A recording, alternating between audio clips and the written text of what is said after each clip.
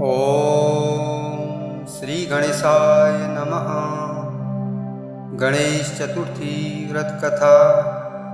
अब हम आपको गणेश चतुर्थी व्रत कथा सुनाने जा रहे हैं। आप ध्यान से श्रवण करें। ऋषिगण पूछते हैं कि हे स्कंद कुमार, दरिद्रता, शोक, कुष्ठ आदि से विकलांग, शत्रुओं से संतप्त, राज्य से निष्कासित राजा, सदैव दुखी रहने वाले धनहीन, समस्त उपद्रवों से पीड़ित, विद्याहीन, संतानहीन, घर से निष्कासित लोगों, रोगियों एवं अपने कल्याण की कामना करने वाले लोगों को क्या उपाय करना चाहिए जिससे उनका कल्याण हो और उनके उपरोक्त कष्टों का निवारण हो। यदि आप कोई उपाय जानते हो तो उसे बतलाइए। स्वामी कार्तिकेय जी ने कहा, हे ऋषियों, आपने जो प्रश्न किया है उसके निवारणार्थ में आप लोगों को एक शुभदायक व्रत बतलाता हूँ, उसे सुनिए। इस व्रत के करने से पृथ्वी के समस्त प्राणी सभी संकटों से मुक्त हो जाते हैं। यह व्रतराज महापुण्यकारी एवं मानवों को सभी कार्यों में सफलता प्रदान करने वाला है। विशेषतया यदि इस व्रत को महिलाएं करें तो उन्हें संतान एवं सौभाग्य की वृद्धि होती है। इस व्रत को धर्मराज युधिष्ठिर ने किया था। पूर्व काल में राज्यच्युत होकर अपने भाइयों के साथ जब धर्मराज वन में चले गए थे तो उस वनवास काल में भगवान श्री कृष्ण ने उनसे कहा था। युधिष्ठिर ने भगवान कृष्ण से अपने कष्टों के शमनार्थ जो प्रश्न किया था उस कथा को आप श्रवण कीजिए। युधिष्ठिर पूछते हैं कि हे पुरुषोत्तम, ऐसा कौन सा उपाय है जिससे हम वर्तमान संकटों से मुक्त हो सकें। हे गदाधर, आप सर्वज्ञ हैं, हम लोगों को आगे अब किसी प्रकार का कष्ट न भुगतना पड़े, ऐसा उपाय बतलाइए।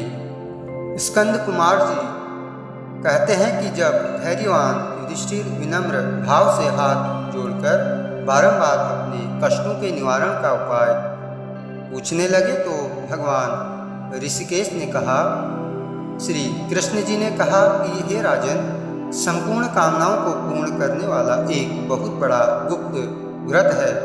हे पुरुषोत्तम, इस व्रत के संबंध में मैंने आज तक किसी को नहीं बतलाया है। हे राजन, प्राचीन काल में सत्ययुग की बात है कि पर्वतराज हिमाचल की सुंदर कन्या पार्वती ने शंकर जी को पति रूप में प्राप्त करने के लिए गहन वन में जाकर कठोर तपस्या की, परंतु भगवान शिव प्रसन्न होकर प्रकट नहीं हुए। तब शैल कन्या पार्वती जी ने अनादिकाल से विद्यमान गणेश जी का स्मरण किया। गणेश जी को उसी क्षण प्रकट देखकर पार्वती जी ने पूछा कि मैंने कठोर, दुर्लभ एवं लोमहर्षक तपस्या की, किंतु अपने प्रिय भगवान शिव को प्राप्त न कर सकी। वह कष्ट विनाशक दिव्य व्रत जिसे नारद जी ने कहा है और जो आपका ही व्रत है, उस प्राचीन व्रत के तत्व को आप मुझसे कहिए। पार्वती जी की बात सुनकर तत्कालीन सिद्धिदाता गणेश जी उस कष्टनाशक शुभदायक व्रत का प्रेम से वर्णन करने लगे। गणेश जी ने कहा, हे अचल सुते, अत्यंत पुण्यकारी एवं समस्त कष्टनाशक व्रत को कीजिए। इसके करने से आपकी सभी आकांक्षाएं पूर्ण होंगी और जो व्यक्ति इस व्रत को करेंगे उन्हें भी सफलता मिलेगी। हे देवाधि देवेश्वरी, श्रावण के कृष्ण चतुर्थी की रात्रि में चंद्रोदय होने पर पूजन करना चाहिए। उस दिन प्रातः कृत्य से निपटकर मन में संकल्प करें कि जब तक चंद्रोदय नहीं होगा मैं निराहार रहूंगी। पहले गणेश पूजन करके तभी भोजन ग्रहण करूंगी। मन में ऐसा निश्चय करना चाहिए। इसके बाद सफ़ेद तिल के जल से स्नान करें। अपना नित्य कर्म करने के बाद सुंदर व्रत वाली मेरा पूजन करें। यदि सामर्थ्य हो तो प्रतिमास स्वर्ण की मूर्ति का पूजन करें। अभाव में चांदी, अष्टधातु अथवा मिट्टी की मूर्ति की ही पूजा करें। अपनी शक्ति के अनुसार सोने, चांदी, तांबे अथवा मिट्टी के कलश में जल भरकर उस पर गणेश जी की प्रतिमा स्थापित करें। मूर्ति कलश पर वस्त्राच्छादन करके अष्टदल कमल की आकृति बनावें और उसी मूर्ति की स्थापना करें। तत्पश्चात षोडशोपचार विधि से भक्तिपूर्वक पूजन करें। मूर्ति का ध्यान निम्न प्रकार से करें। हे लंबोदर, 4 भुजा वाले, 3 नेत्र वाले, लाल रंग वाले, हे नीलवर्ण वाले, शोभा के भंडार, प्रसन्न मुख वाले गणेश जी, मैं आपका ध्यान करता हूँ। हे गजानन, मैं आपका आवाहन करता हूँ। हे विघ्नराज, आपको प्रणाम करता हूँ। यह आसन है। हे लंबोदर, यह आपके लिए आद्य है। हे शंकर सुवन, यह आपके लिए अर्घ्य है। हे उमापुत्र, यह आपके स्नानार्थ जल है। हे वक्रतुंड, यह आपके लिए आचमनीय जल है। हे शूर्पकर्ण, यह आपके लिए वस्त्र है। हे कुब्ज, यह आपके लिए यज्ञोपवीत है। हे गणेश्वर, यह आपके लिए रोली चंदन है। हे विघ्न विनाशन, यह आपके लिए फूल है। हे विकट, यह आपके लिए धूप बत्ती है। हे वामन, यह आपके लिए दीपक है। हे सर्वदेव, यह आपके लिए लड्डू का नैवेद्य है। हे सर्वार्थिनाशन देव, यह आपके निमित्त फल है। हे विघ्नहर्ता, यह आपके निमित्त मेरा प्रणाम है। प्रणाम करने के बाद क्षमा प्रार्थना करें। इस प्रकार षोडशोपचार रीति से पूजन करके नाना प्रकार के भक्ष्य पदार्थों को बनाकर भगवान को भोग लगावें। हे देवी, शुद्ध देसी घी में 15 लड्डू बनावें। सर्वप्रथम भगवान को लड्डू अर्पित करके उसमें से 5 ब्राह्मण को दे दें। अपनी सामर्थ्य के अनुसार दक्षिणा देकर चंद्रोदय होने पर भक्तिभाव से अर्घ्य देवें। तदंतर 5 लड्डू का स्वयं भोजन करें। फिर हे देवी, तुम सब तिथियों में सर्वोत्तम हो, गणेश जी की परम प्रियतमा हो। हे चतुर्थी, हमारे द्वारा प्रदत्त अर्घ्य को ग्रहण करो, तुम्हें प्रणाम है। निम्न प्रकार से चंद्रमा को अर्घ्य प्रदान करें। क्षीर सागर से उत्पन्न हे लक्ष्मी, हे भाई, हे निशाकर, रोहिणी सहित हे शशि, मेरे दिए हुए अर्घ्य को ग्रहण कीजिए। गणेश जी को इस प्रकार प्रणाम करें। हे लंबोदर, आप संपूर्ण इच्छाओं को पूर्ण करने वाले हैं, आपको प्रणाम है। हे समस्त विघ्नों के नाशक, आप मेरी अभिलाषाओं को पूर्ण करें। तत्पश्चात ब्राह्मण की प्रार्थना करें। हे द्विजराज, आपको नमस्कार है, आप साक्षात देव स्वरूप हैं। गणेश जी की प्रसन्नता के लिए हम आपको लड्डू समर्पित कर रहे हैं। आप हम दोनों का उद्धार करने के लिए दक्षिणा सहित इन 5 लड्डुओं को स्वीकार करें। हम आपको नमस्कार करते हैं। इसके बाद ब्राह्मण भोजन कराकर गणेश जी से प्रार्थना करें।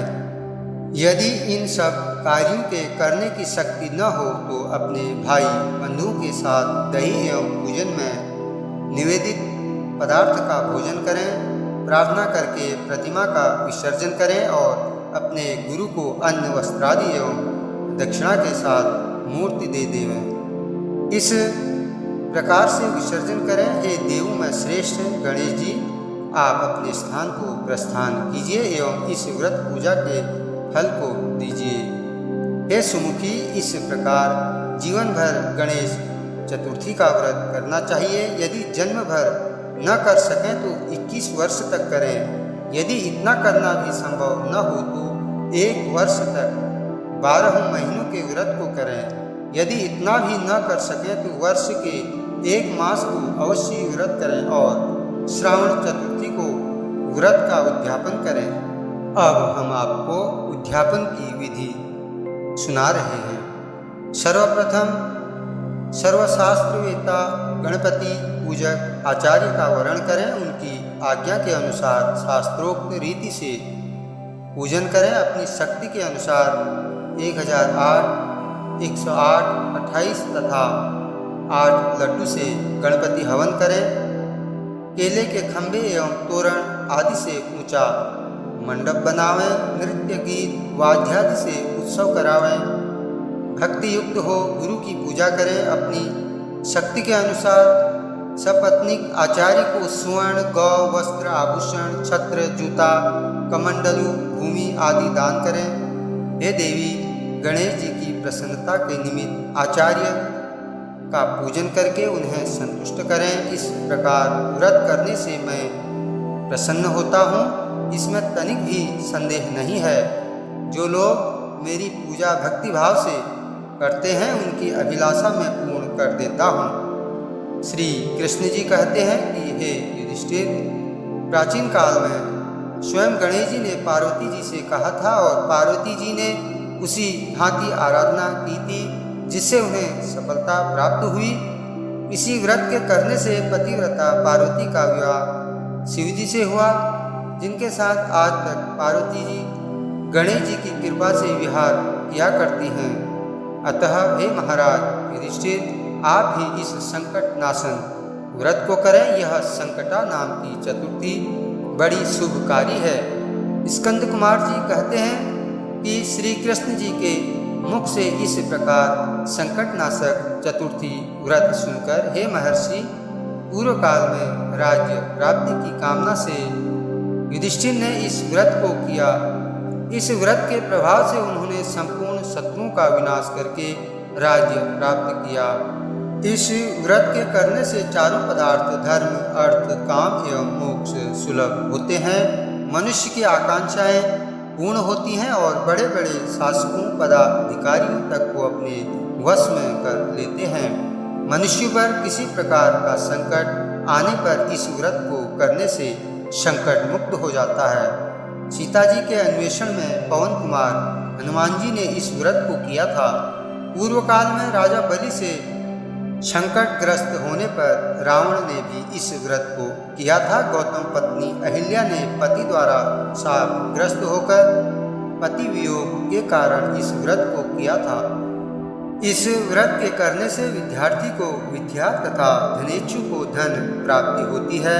संतान की इच्छा करने वाले को संतान प्राप्ति, रोगग्रस्त को व्याधि मुक्ति होती है तथा गणेश जी की कृपा से मनुष्यों के सब पाप नष्ट हो जाते हैं।